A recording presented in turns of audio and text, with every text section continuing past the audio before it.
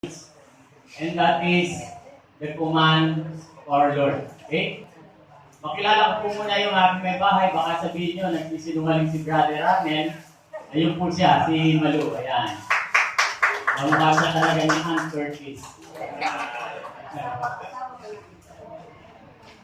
Okay? So kami po ay 21 years na sa community.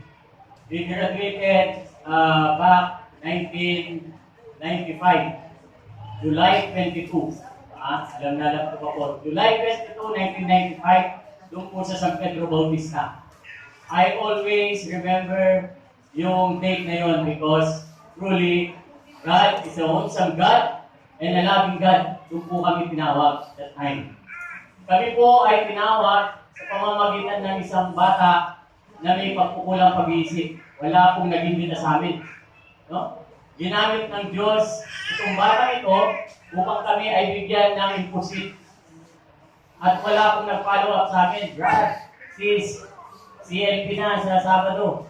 Wala po. Kami po mismo ang pumunta ni Malu, no? Ng aking my love. So meaning, God is working by means ng banal na Espiritu. No?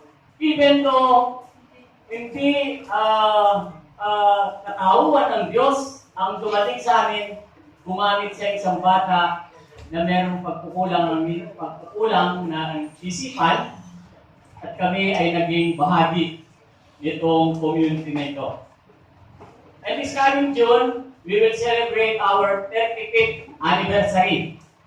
Meaning, through all the years, 35 years, God is bless niya ang mga member ng Couples for Christ. Binibless niya itong community na ito because truly, people of God, no, nagkakaisa at ginagawa po yung mission na ito. No? Kailan po nag-upisa ang Couples for Christ? Way back 1981, sila po ay nagsimula lamang sa isang bahay, no? 16 couple na magkakaibigan at doon po ginather nilang bawat isa. Sinimulan po nila yung prayer at pagkatapos, fellowship na agad, no?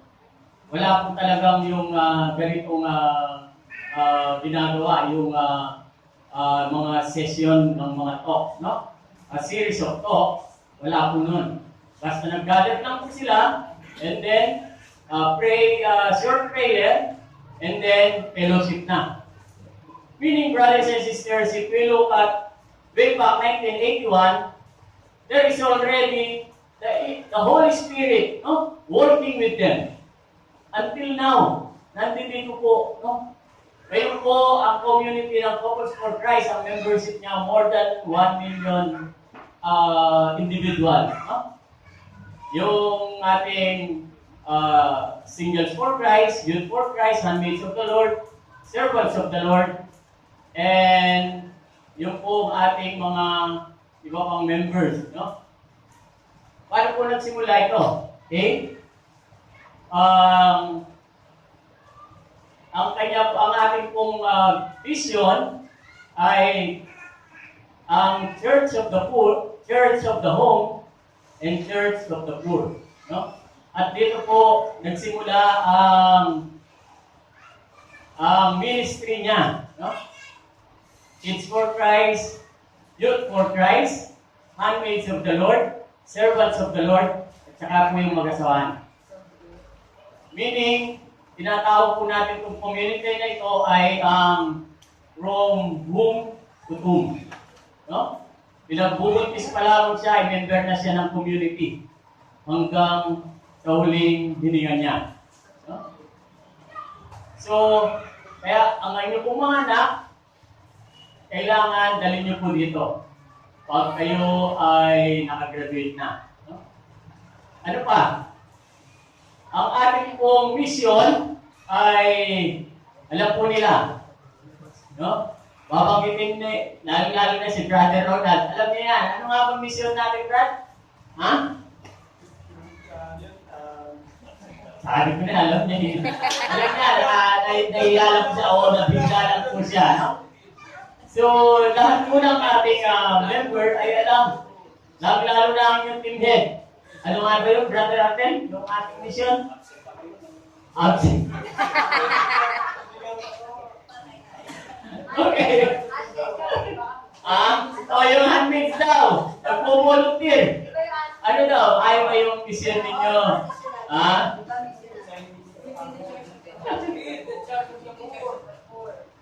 Okay, that is the vision.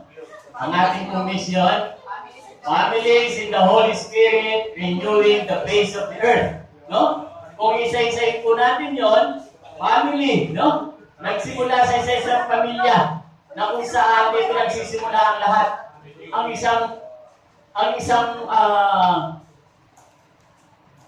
Ang tao, ang kanyang pagiging tao ay nagsimula sa isang pamilya, no? And we call it, sabi nga, the family is the basic unit of society. Sabi, siguro napakinggan nyo rin kung ano ang binubunga ng pamilya ay siyang bunga ng barangay. Kung anong bunga ng barangay, siyang bunga ng bansa. No? Ganun po siya, pero nagsimula po siya sa pamilya. So, lahat po tayo ay galing sa pamilya. Ewan ko lang, baka may tutok sa bungo sa inyo, no? Magtaas ng kamay para at least hindi ako nawawalay. No? Lahat po tayo. Doon po tayo hinubog. No? Doon pinakilala ang pagiging tao mo. No? Pinakilala ang Diyos na lumika sa atin. No? Okay? So, brothers and sisters, ang ating pong misyon ay ipalaganap ang mabuting balita ng Diyos sa pamamagitan ng banal na Espiritu sa mga pamilya na kanyang gustong buuin muli. Alam po natin kung ano pong nangyayari sa pamilya. Sabi nga, ang demonyo, ay demonyo talaga. At magaling talaga siya. Pag tinira niya ang pamilya, lahat po yan, no? Yanit po yan. Lalo na ang mag-asawan. The husband and wife, once na nagkaroon ng trouble, definitely the whole family will collapse. That's why, kailangan napakabuti ng Diyos, binigay niya yung community na ito upang tayo ay hubugin. Sabi nga, dun sa napanood kong National Geographic, no? Para daw ang demonyo ay parang leon. Alam niyo po yung leon, kung gusto niyang kumain, maghahabol po ng mga zebra, yung mga animals na nandoon, no? Sa kagubatan. Ang ginagawa po niya ay hihinto muna yan, no? Tinitignan niya muna isa-isa. Pagkatapos, tatayo lang po siya at bigla lang tatakbo. Magtatakbuhan ngayon ng mga zebra. Tapos uupo na naman po yan. Kaya po gano'n ang kanyang practice, tinitignan niya po dun sa maraming zebra kung sino ang mahina doon. Upang pagtakbo niya, paghabol niya sa mga animals na ito, alam niya kung sino pupuntahin niya, yung mahina. At dadakmanan niya po yun. Ganun po yung demonyo. Pag tayo po ay pahina-hina, alam niya po kung sino mahina sa mag-asawaan. No? Tatakmayin niya yun. Madali. No? Kaya, napakabuti po ng Diyos. Pinag-isa niya ang mag-asawaan, no? Upang magtulungan. Binigyan niya ng blessings ng mga anak upang ikalat talaga ang kanyang mabuting balita. Amen? Okay. Kami po ay nagsilbi dito sa chapter neto for more than 5 years. No? 5 years po kami dito sa Our Lady of Perpetual Health. Eh hanggang ngayon po hindi po ako kilala ni Brother Ramil. Ano?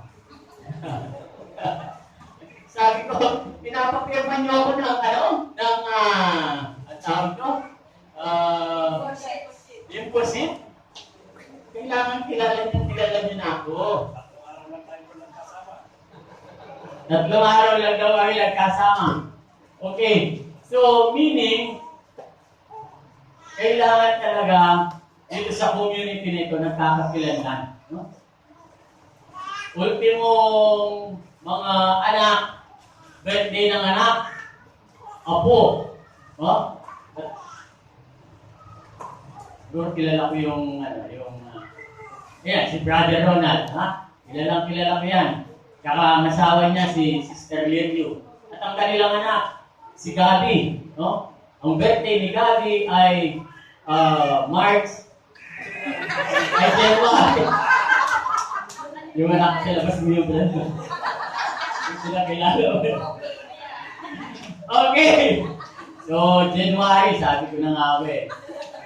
Kunti lang kasi kinain ko na nung sabi ni Joy, kumain ka pa ulit. Konti, kaya nakalimutan ko. Inuhuli mo lang bro, kung talaga alam niya. Inuhuli mo lang kung talaga alam niya. Oo, hindi.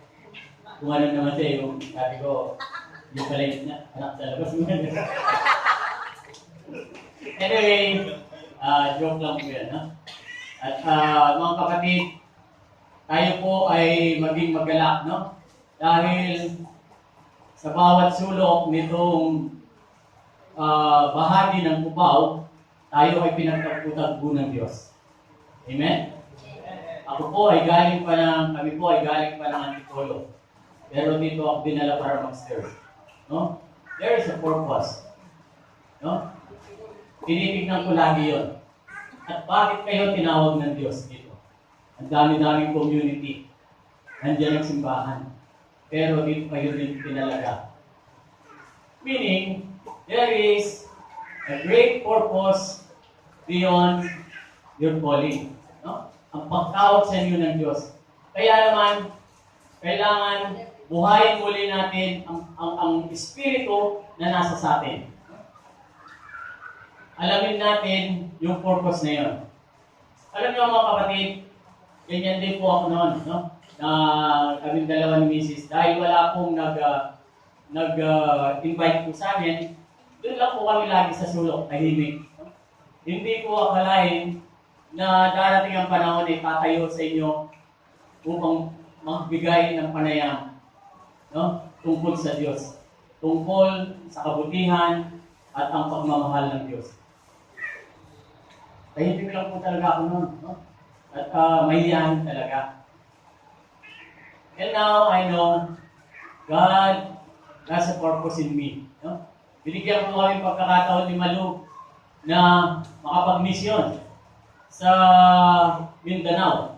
That time, ang usong-uso pa naman noon, yung bombing. No? Sabi ko kay Malu, gusto ko pang mamatay sa mission kaysa mamatay na nando doon sa inuman. Lakas ko kung uminom.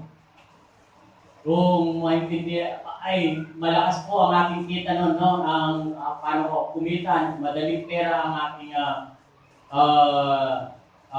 kinikita at madali rin ang aking lose time, no? Ako po ay isang sa travel agency, sa documentation, no? Yung mga Chinese na yan, isang araw gagawa ko ng passport. Pag may problema siya, malaking kwarta. Sa immigration, makakalabas siya. No? Ganun po kadali noon. No? Pero, tinawag ako ng Diyos. Kaya naman, ang aking mga kaibigan doon, pag papunta na kami sa CNP na ganito, sila nagiinuman na doon sa dadaanan ko. No? Oh, si brother, hallelujah, hallelujah. Talagang hindi sila makapaniwala. Ako rin, that time, di ako makapaniwala. Ngayon lang ako talaga naniniwala that God used me to gawin yung mission. No? We are the new disciples, the new generation of God's disciples. No? Hindi na mabubuhay si Pedro. Hindi na mabubuhay si Juan. Hindi na mabubuhay yung mga propeta pa. At kayo ang mga propeta sa panahon ngayon. Meron natatagi sa inyo. Kaya, tinawag kayo ng Diyos upang gawin itong mission na ito. Napakaganda po ng community ng Focus for Christ. No? Hindi po nila pinapangakong yayaman kayo sa salapi o sa material na bagay. Pero kayo ay magiging bilyonaryo sa pamamagitan ng kabutihan ninyo. Kayo ay magiging mayaman sa mga kaibigan. Kayo ay magiging mayaman sa mga taong tutulong at nakapaligid sa inyo.